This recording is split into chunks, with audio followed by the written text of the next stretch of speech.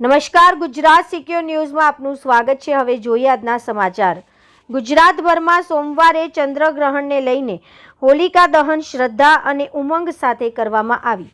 આ વખતે ફાગણ સુદ પૂનમના દિવસે ઉજવાતી હોળી અનોખી રીતે ઉજવવામાં આવી। 3 માર્ચના મંગળવારના રોજ ચંદ્રગ્રહણને લીધે જેવી રીતે દિવાળી પછી નવું વર્ષ ધોખાથી શરૂ થાય છે, તેવી જ રીતે હોલિકા દહન પછી પંચાંગ પ્રમાણે ધોકો આવે છે અને ત્યારબાદ બુધવારે ધૂળેટીનો ઉત્સવ ઉજવવામાં આવશે।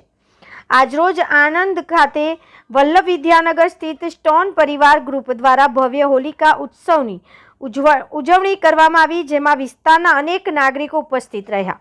બાળ ગોપાલ સંઘ વડીલોએ હોલિકા માતાની પૂજા કરી।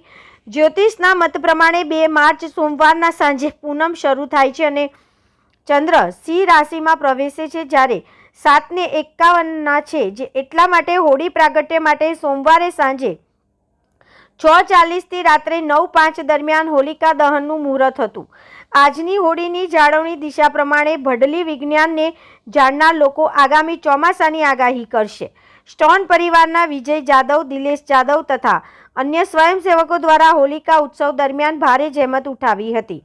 અહેવાલ doctor Rohit H Dave, Gujarat secure news.